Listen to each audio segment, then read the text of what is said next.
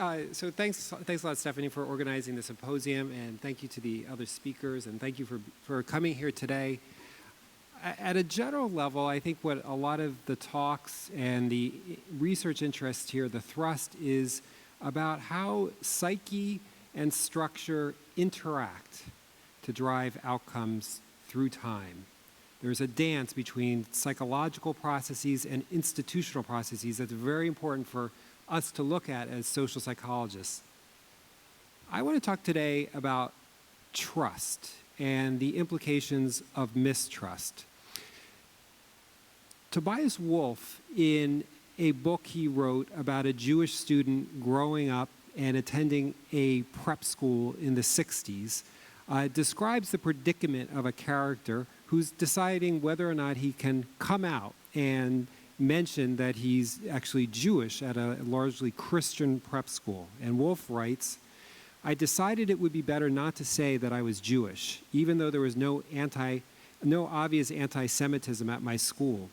The Jewish boys, even the popular ones, they just seemed to have a charged field around them, an air of apartness. It did not emanate from them in particular, but from the school, as though a guardian spirit had risen from the walkways and weathered stone and breathed that apartness upon them. For this character, there is a wariness. The pervasiveness of anti-Semitism at the time in society threw a shadow onto this student's psychological experience so that he could not fully trust that other people would accept him if they knew that he was Jewish. This is the kind of trust based on social identity that we're really interested in. And I want to talk not about religion, but how trust in America often lines up along racial lines. Tanisha Coates, in a letter to his son, describes how he saw his son when they entered a white neighborhood just leap into the neighborhood, rush up to people unselfconsciously, unguarded, whereas he himself as a father was much more trepidatious, much more wary, like the Jewish student in the opening passage. And Coates writes, "I am marked by old codes which shielded me in one world and then chained me in the next." Wariness, not fully trusting that one will be accepted, it can be both a shield and a chain. And that's what Coates is getting at in this passage. Research by the Pew Foundation, in fact, finds that in America, the percentage of European Americans who say most people cannot be trusted is 31%. However, in contrast for African Americans, that percentage is nearly double. 62% say that they cannot trust other people. Is that a shield or is that a chain? We wanted to explore with my colleagues the emergence of this mistrust, when it happens, why it happens, and its consequences, especially with respect to academic achievement. And so to do this, what we did was we looked at a very special developmental period, adolescence, which is a turbulent period, a time of rapid change. The systems of your life suddenly open up. It's a time of a lot of opportunities, but a lot of stressors. And it's like the sort of 60s of life development, where there's a lot of potential turbulence to deal with, but also a lot of new potential freedoms. So what we did was we watched people over time, these were students, as they began 6th grade and began their journey through middle school through 8th grade. So 6th through 8th grade. And we're just looking at their level of trust in teachers, school authorities. And what we find when we do a simple cross-sectional analysis, well, on the y-axis is trust, on the x-axis is time over 3 years. Most of you are over there. It's not showing up. In 6th grade, blacks and whites have the same level of trust. But then what happens through time? Over 3 years, a trust gap emerges. So if you had taken a snapshot at any one point in time, you would have seen a race gap or not. But what the snapshot would have obscured is this sort of moving film of a widening divide in the expected trustworthiness of school authorities. Now, we've replicated this at another school. We went into a Mountain West region, found the same effect. It seems fairly robust. 2 random schools. 7th grade, in particular, seems to be a point of vulnerability. That arrow point of vulnerability is pointing to 7th grade. That's especially a time when kids' trust takes a turn for the worse. African Americans' trust takes a turn for the worse. So this is a point of vulnerability. What are the causes of this gap? Why does it open? It's a bit mysterious, but one answer is social reality in interaction with psychological processes. So kids are noticing what's going on in their school. For example, one finding is that if you look at the percentage of 6th graders who are being cited for disciplinary action in these sort of judgment call or subjective incidents, African Americans are being sentenced or cited 3 times more than their European American peers. So there's a difference in the number of times that African Americans are being cited for a disciplinary infraction, but only for these sort of judgment call incidents where the teacher feels like the kid's acting up or being disrespectful, not for objective incidents like whether you get into a fight or bring a weapon to school. It's only for these sort of judgment call incidents. Now, if you imagine that you're an African American student seeing this social reality, you might perceive your world to be more biased. And we looked at this with, again, my colleagues to assess the degree to which students impute bias. They see bias in their teachers, in the school, over 3 years. And what we find is that the top line represents white students through time. 3.0 is that indicating that people see a fairly egalitarian environment. These items are things like a white and a black student get stopped in the hall. Who's more likely to get in trouble?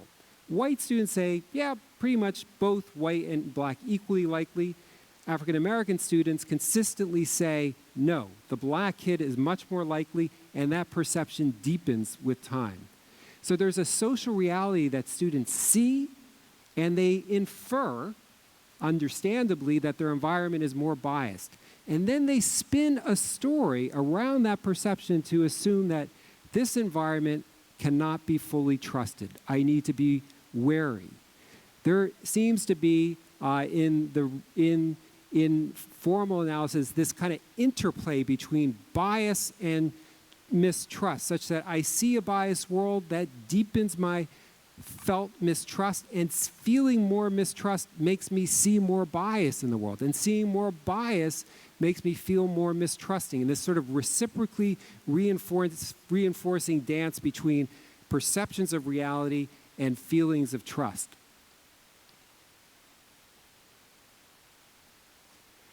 These low trust seems to have consequences correlationally.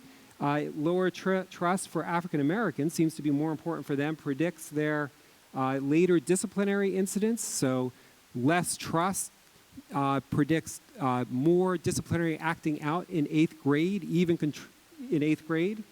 And even 7 years later, less trust in middle school, especially showing this dip. This erosion of trust in 7th grade predicts lower levels of college enrollment years and years later for African Americans. And this is even controlling for everything under the sun, covariates, controls, baseline variables. Still, trust is highly predictive of these long-term outcomes. So it seems to matter, at least correlationally. Okay, so I said that this dip in trust that we see seems to co-occur with the 7th grade. You'll also notice that the declines happen in schools, only during the academic year. Those flat parts of the African American line represent summer. So it's time in interaction with the experience of school that drives trust down. 7th grade seems to be a bad time when The trust gap emerges. It's a point of vulnerability, but as the brain neuroscientist Anderson puts it, it's also a window of opportunity. So there's a kind of idea here that if you can see the beginnings of things and intervene at the beginning, maybe you can prevent a process from escalating in its consequences. That's the fundamental insight, is that maybe we can intervene to prevent this mistrust from escalating if we can introduce a timely experience that reassures students that, hey, I can trust here. It disabuses me of the possibility that the stereotype will be applied. So we did that in the context of a situation where students put their blood, sweat, and tears into a paper and get back something that looks like this. A lot of written feedback, high leverage moment in teaching where students, when the feedback interaction. So we looked at the situation where kids put in a lot of work on an essay and they get critical feedback like this from their teacher. Now, if you're feeling mistrusting, you might think this teacher is out to get me. But if you trust, you might take the criticism more seriously. So trust might be a barrier to accepting the feedback and incorporating it, or mistrust might be. So what could we do to kind of interrupt the effects of mistrust in the feedback interaction? We looked at wise feedback. What wise feedback is when a teacher gives kids critical feedback and reassures them explicitly about why they're giving it. And they say, this feedback comes from high standards and my belief in your potential to reach them. So from the kid's perspective, I know it's not the stereotype that's motivating this feedback, it's the application of high standards and the teacher's belief in my ability to reach them. So it's a little like sort of jujitsu, where now that I know that high standards is motivating the criticism, it's actually affirming rather than threatening to me. So that's what we did to make we did it at this sort of window of opportunity, the spring of 7th grade. We gave kids a formative experience where they got wise criticism from their teachers. I'm going to sort of spare you a lot of details, but basically, to make a long story short, it was a randomized controlled experiment. In the wise feedback condition, you get criticism on an essay that you write. Your teacher gives you in his or her handwriting a little comment up front. I'm giving you these comments because I have high standards and I know that you can reach them. In the control condition, you get a comment that looks like this. I'm giving you these comments so that you have feedback on your essay. Everything's randomized. Teachers kept lying to conditions, so it's a rigorous design. There's a lot under the hood in this study. And in an initial little pilot study, we just looked at the percentage of students revising their essay. So do you dust off your boots and try again? White students in the control condition, 62%. In the intervention, where they get this little note, it goes up a little bit by 87%, but not much. For African Americans in the control condition, only 17% revise their essay after getting the critical feedback. But in the wise criticism condition, where I feel like my teacher believes in me and I have an attribution for the feedback that's not untrusting, that leads to 72%. So a little note can go a long way. In a second experiment, wise criticism, it also improved the quality of African American students' revision. So students, when they had to return in their assignment, if they got the wise criticism note, they produced a better quality essay. What I want to show you, though, is a dynamic of how this is affecting the process of trust. So I'm going to skip. So for African Americans in the control condition, the more they mistrust, that's on the x-axis here, the horizontal axis, the more they mistrust, the worse their performance on their revised essay. Strong correlation. But for African Americans in getting this wise criticism, the effects of trust are severed.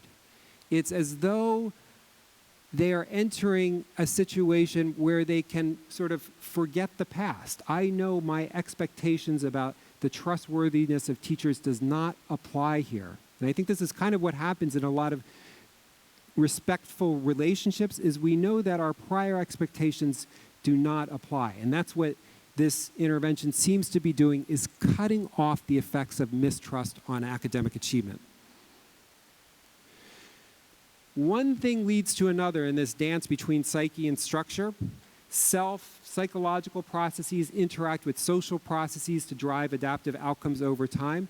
So we thought that, well, maybe if kids do better in this environment, a suburban school, then maybe their teachers might notice them more, take a greater interest in them, and the kids might feel more respected, more like they belong, and there might be this kind of interactive dance between psyche and structure that produces better outcomes through time. We find, in fact, that African Americans, when they get this wise criticism, their number of disciplinary incidents at the end of middle school is cut in half. So having gotten this formative experience, feeling like I can trust teachers, I now enter the 8th grade more trusting and less likely to act out in these perceived threatening situations in middle school. And these will be the last data I show you. Years later, if we look at the percentage of students attending a 4-year college, 6 years after the intervention, this is sort of many years later, white students in the control condition, 47% are going to college. White students in the intervention, 49%. African American students, control 40%, are going to a four-year college. But for those who had received, going back in time, 7 years or 6 years previously, this little note of affirmation from their teacher, that percentage jumped to 70% enrolling in college, as judged by official records from the National Student Clearinghouse. Okay, big picture, I have to stop, but there's one big point. We should, well, two. The first is that psyche and structure interact in feedback loops. That's one. Institutional and psychological processes play off of each other. The second is these kinds of findings should not be read literally. It is not the case that we can solve the trust gap by giving kids a note in 7th grade. That's not the implication. The implication is there's something disturbing in the status quo.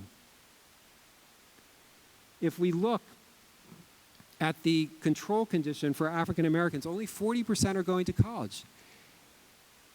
By contrast, when they get this little note, 70%. This tells that there's something weird and inefficient and unjust going on in the status quo.